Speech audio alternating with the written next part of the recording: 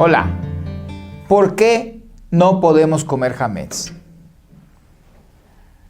La pregunta que todos nos hacemos en Pesach, una de las fiestas con el mayor número de mitzvot, pero nadie nos explica claramente por qué no podemos comer hametz. Remontémonos un poquito para atrás.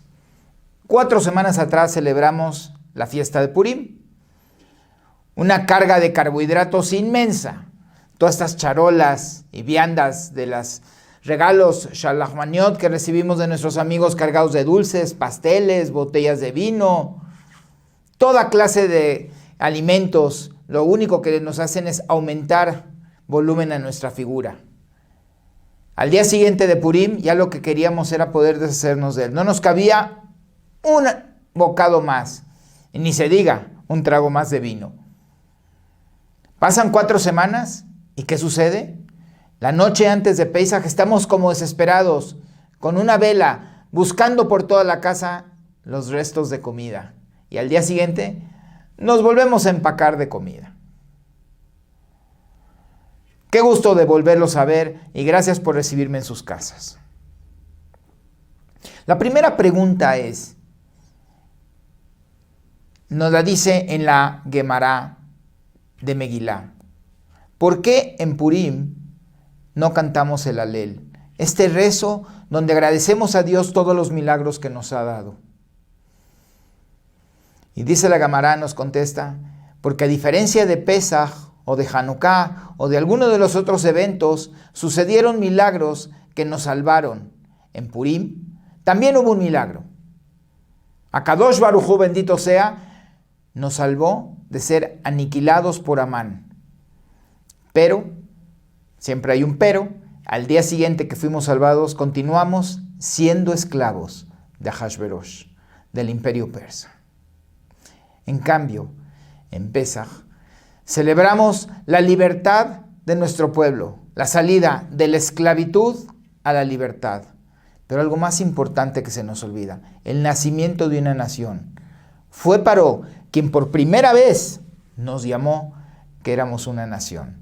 Somos el único pueblo que nacimos dentro de otra nación, dentro de Egipto, dentro de Mitzrayim. En Pesach, Dios nos otorgó esta libertad a través de milagros abiertos. Todo el mundo los vio, fueron aparentes para todos. En cambio, en Purim, Dios se preocupó en manejar estos hilos únicamente a escondidas. De ahí viene la palabra Esther. En hebreo, Aster significa escondido. Y por ello, en Purim no decimos Halel, porque nos continuamos nuestra vida siguiendo siendo esclavos. Regresamos a Pesach, porque hoy tenemos una pregunta sumamente fuerte en la mesa. ¿Por qué no podemos comer hametz? ¿Cuál es la mitzvah principal de Pesach? Comer matzá.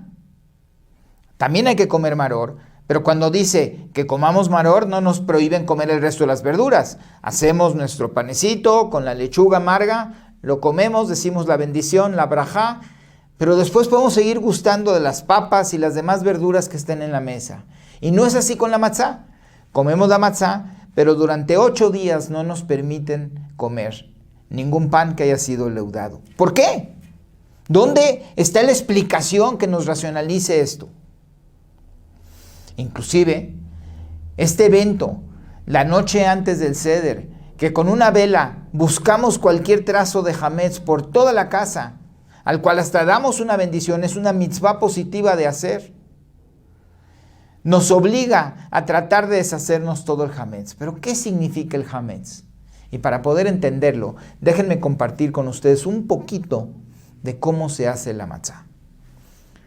La matzá, desde que el trigo es recogido y trillado, tiene que ser cuidado para que en ningún momento esté expuesto a la humedad o al agua por más de 18 minutos. Porque al llegar a los 18 minutos sucede un fenómeno, se fermenta. Y en el momento que empieza a haber fermentación, se nos prohíbe su consumo. ¿Por qué? Porque la fermentación causa la leudación, al leudarse se levanta y ya no es posible comerlo en Pesaj. Por el otro lado, veamos cómo se hace un pan. Si fuéramos a una panadería, ¿qué encontraríamos? Que ponen unos rollitos de masa así chiquitos, medianos o grandes, no importa, y los ponen al lado de un lugar caliente, de un horno o de una estufa, para que esta masa se infle, se esponje, y después la meten al horno y vemos que de un pedacito mínimo de masa, al sacar del horno sacamos un pan que puede ser 4, 5 o 6 veces su tamaño. ¿Qué quiere decirnos esto? ¿Qué quiere decirnos el hametz, la fermentación, la leudación? ¿Que acaso es más masa? La misma masa, simplemente se infló. ¿Y de qué se infló? De aire. Y aquí Pesaj y hametz nos están dando un mensaje sumamente importante. Déjenme platicarles una historia. Hace poco tiempo, una familia de Jerusalén que vivía en Bnei Brak tuvieron un niño con una enfermedad. Y el único especialista que podía tratar a este niño con esa enfermedad se encontraba en Frankfurt. Este Abrej, estudiante de Torah, fue con su Rab y le dijo: Rab, ¿qué hago? Usted sabe, soy una persona muy humilde, no tengo recursos, pero es mi hijo. Dice: despreocúpate, habla con el doctor que te diga cuánto cuesta y nosotros nos vamos a preocupar en juntar la cantidad de dinero que necesitas para que tú y tu esposa puedan curar a su hijo. Así pasó, pasaron las semanas, se reunió la cantidad, el Abrej, su esposa y su hijo viajaron a Frankfurt, y al presentarse con el doctor en la primera cita y revisar al niño, el doctor toma al papá hacia un rincón y le dice: Señor, temo manifestarle que cometí un error.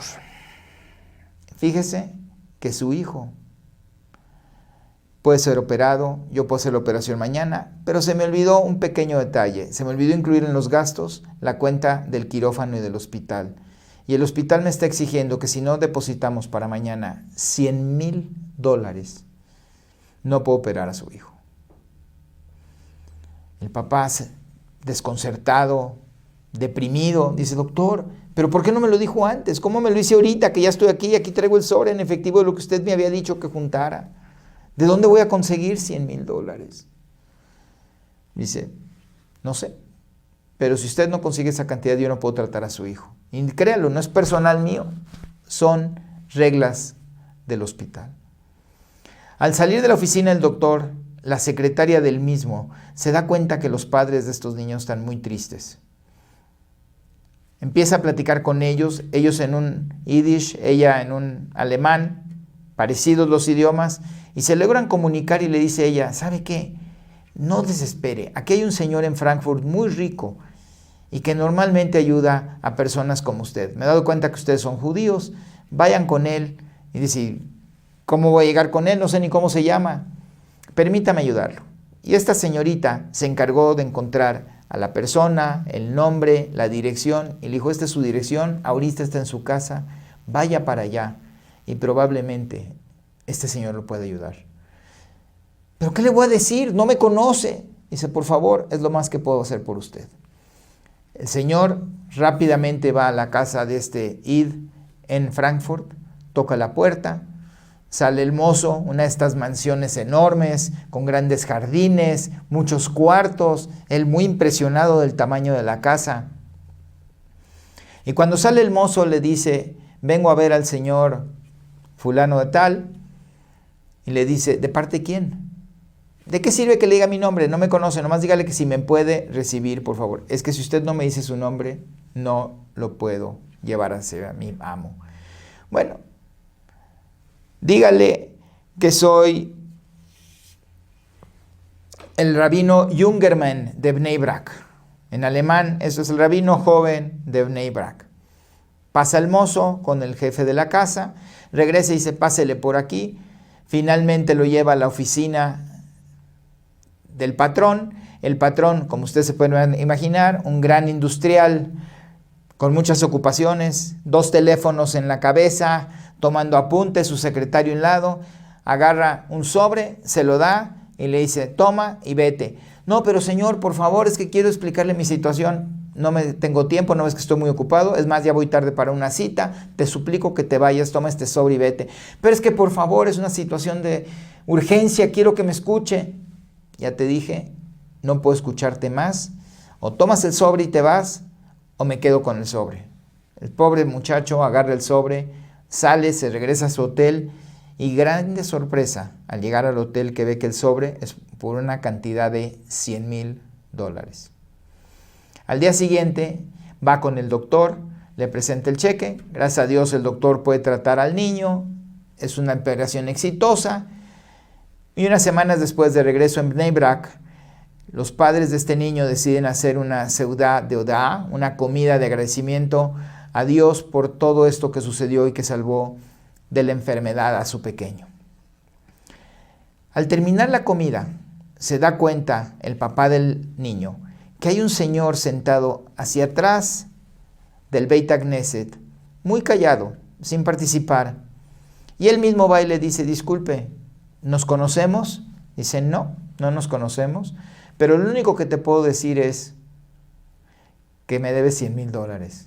¿Yo le debo $100,000? ¿Cómo? ¿De qué está usted hablando?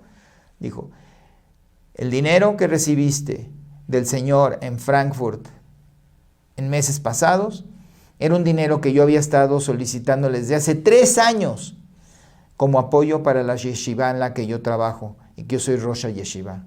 Dice, te has quedado con el dinero de muchos estudiantes de yeshiva y ese era el presupuesto nuestro para todo el año. No sé cómo le vas a hacer, pero me vas a pagar ese dinero de regreso. Este pobre muchacho dice, pero es que el dinero ya me lo gasté y me lo gasté en operación. No fue en un negocio, no es algo que yo pueda recuperar. Para hacer la historia corta, los dos deciden ir con el rabino Silverstein. Se hace un Beit Din, se hace un juicio y solicitan que se decrete qué se tiene que hacer. Por un lado, el papá del niño no podía pagar y por el otro lado, el señor, representante de una yeshiva muy honorable, cuyo nombre era el rabino Jongerman de Bnei Brak, quería recuperar su dinero. Finalmente, el rabino Silverstein decide lo siguiente. Como decimos, posqueó, o cuál fue su decisión, fue la siguiente. El dinero de este señor se utilizó para tzedakah, se utilizaba para ayudar a alguien. El papá del niño no tenía por qué pagarlo. El representante de la yeshiva, como ustedes pueden imaginar, se sale muy triste y el papá del niño va y le dice, oye, disculpe usted, ¿por qué no le mandas una carta a este señor de Frankfurt y le avisas lo que pasó? A lo mejor su corazón se abre y te vuelve a dar, si no toda la cantidad, alguna parte de la cantidad. Y así en efecto fue lo que sucedió. El rabino Jongerman le mandó una carta al señor en Frankfurt y grata sorpresa, fue 2 meses después recibí una carta de regreso con una misiva que decía lo siguiente. Mi querido rabino Jongerman, durante 3 años he estado tratando de conciliar mis pensamientos para ver si debería de acceder a su petición de ayudarlo por una cantidad tan grande como la que usted me pidió. Quiero decirle que después de que me ha platicado esta historia y que ese dinero se utilizó para salvar a un niño judío humilde de Bnei Brak, me ha tocado el corazón y he decidido que así como veo que Dios los cuida a ustedes, yo también lo voy a cuidar. Y en lugar de encontrar un cheque anexo a esta carta por $100,000, he decidido aumentarle la cantidad y le estoy dando $120,000, que ojalá sirva para que todos sus estudiantes continúen el estudio de la Torah. Así como nosotros vemos que Dios cuidó cada uno de los pasos en esta historia, tanto para que el niño pudiera recibir la medicina que quería, y el rabino Jongerman pudiera recibir el tan deseado dinero para que sus estudiantes pudieran seguir estudiando en su yeshiva. Así es como nosotros tenemos que cuidar la matzá, que no leude, que no fermente. ¿Y qué representa esta fermentación? ¿Qué es lo que tenemos que buscar con esa vela, con tanto ahínco durante todo el mes entre Purim y Pesach, que estamos haciendo la limpieza de Hometz de nuestras casas?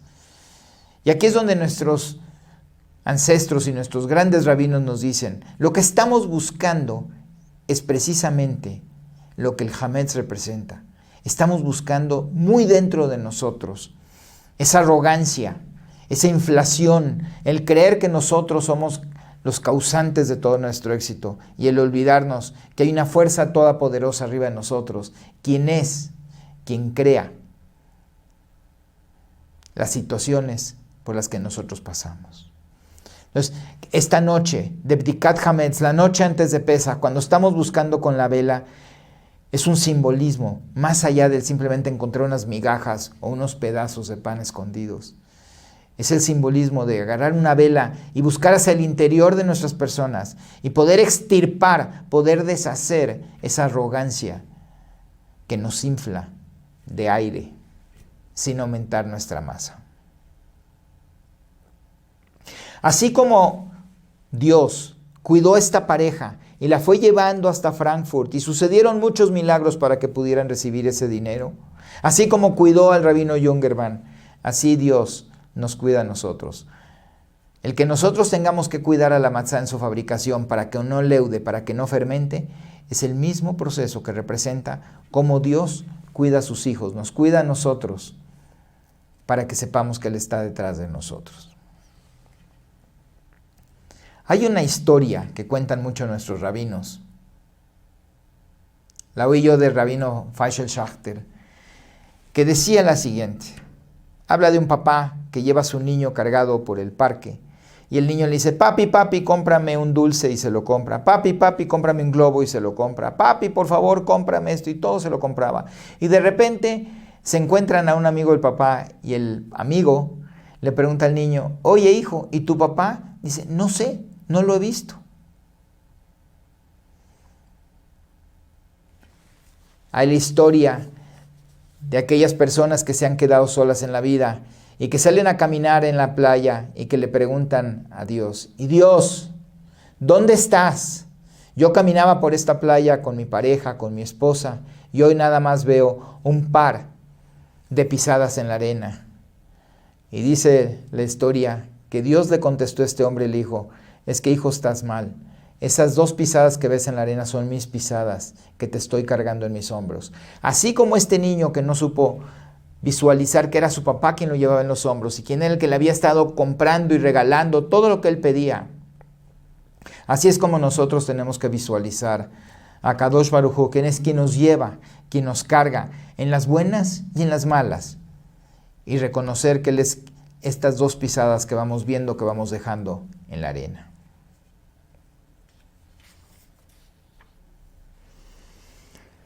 Así como la levadura infla,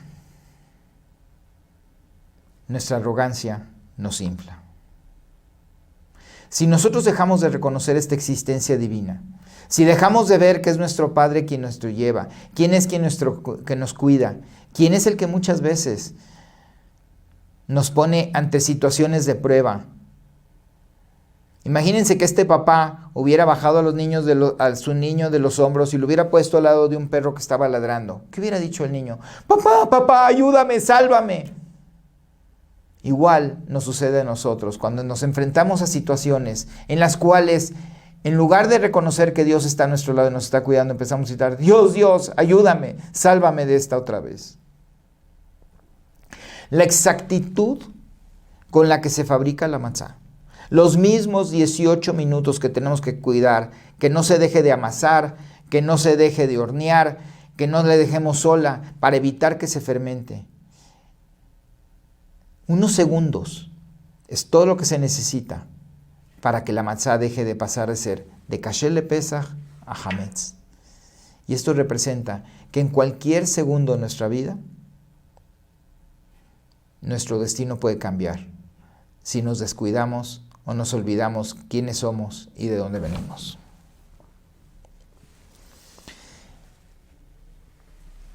Quiero compartirles una historia que se publicó hace poco por el rabino Hanoch Teller, de un sobreviviente de la guerra.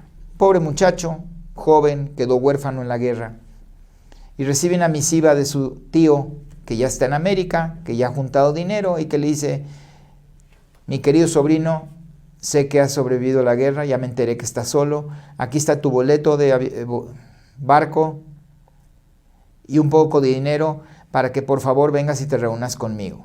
Vente aquí a Nueva York. El sobrino se alegra, va a Nueva York con el tío. Rápidamente el tío le consigue un apartamentito donde vivir, un trabajo y eventualmente más adelante le consigue hasta una esposa.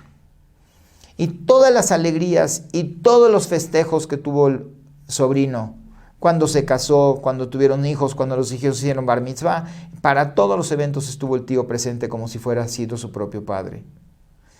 El día que el sobrino casa al primer hijo, en la algarabía de la boda, donde todo el mundo está bailando y la expresión de alegría es la más fuerte, el sobrino agarra al tío y le dice: tío, quiero aprovechar este momento para agradecerte todo lo que hiciste por mí. Y el tío le dice: ¿es todo lo que tienes que decirme? Sí, mil gracias. Lo agarra a un rincón y le dice: ¿cuántos dientes tienes en la boca? No sé, 50, 52. ¿Por qué? Dice: porque si no reconoces todo lo que he hecho por ti, te voy a romper cada uno de los dientes. ¿Quién te mandó el boleto para el barco para que vinieras? ¿Quién se preocupó porque cuando estuviste enfermo te cuidó en el hospital? ¿Quién te consiguió al doctor? ¿Quién te buscó el apartamento? ¿Quién te consiguió trabajo? ¿Quién te buscó tu esposa? ¿Quién estuvo contigo cuando nacieron tus hijos? Dijo: eso es lo que quiero que me agradezcas. No nada más que me digas gracias, sino que recuerdes cada uno de los eventos en los que yo pude estar ahí por ti. ¿A qué viene esta historia? ¿Por qué la traigo ahorita? Esa es nuestra obligación del Seder de Pesaj. Eso es lo que Dios espera de nosotros. Que le agradezcamos no nada más que nos dio la libertad, sino los milagros con los que nos cuidó en Egipto, que nos pudimos reproducir, que pudimos ser salvados, que nos tuvo en el desierto durante 40 años y no nos pasó nada, que nos alimentó, que nos dio la maná, que nos dio ropa y que pudimos entrar y que nos dio Eretz Israel y que nos cuidó en cada una de las guerras en las que nos enfrentamos.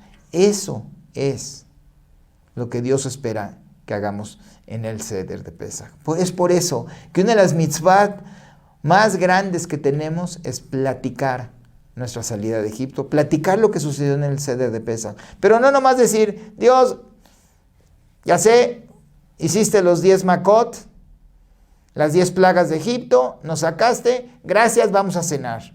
Al contrario, ¿qué representan las 4 preguntas, las 4 kashiot que hacen los niños? Porque no hay respuestas directas. No queremos darle las respuestas. Al contrario, lo que queremos es enseñar a los niños y a estar haciéndolos preguntar y que se interesen y que sepan de dónde venimos y hacia dónde vamos.